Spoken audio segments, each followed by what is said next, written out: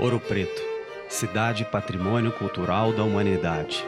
Destino anual de milhares de turistas que vêm aqui para conhecer a arquitetura barroca, uma das mais ricas e bonitas da América Latina.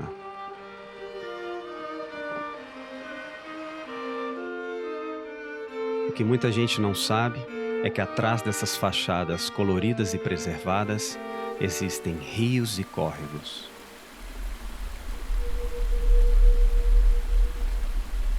Que ao longo dos anos foram convenientemente transformados em valas de esgoto a céu aberto. O núcleo urbano de Ouro Preto, assim como a maioria das cidades brasileiras, não trata esgoto. O funil, o tripuí, o caquende, o carmo tornaram-se meros receptáculos para os dejetos da população. É uma situação vergonhosa para uma cidade que no século XIX foi vanguarda do movimento sanitário.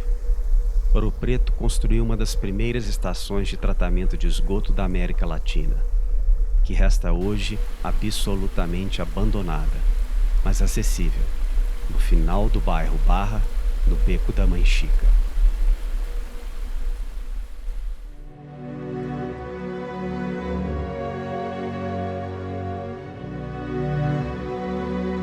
Os tanques de desinfecção da Barra, a primeira estação integrada de tratamento de esgotos do Brasil.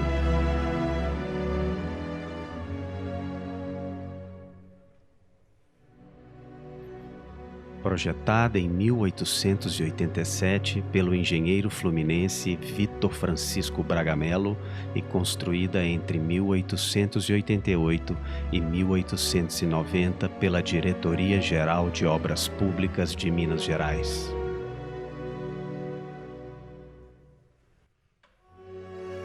As tubulações inglesas e os tijolos das olarias imperiais sobreviveram ao tempo.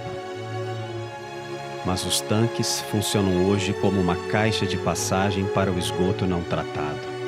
As lavagens e desinfecções foram abandonadas nas primeiras décadas do século XX. Não se sabe o porquê.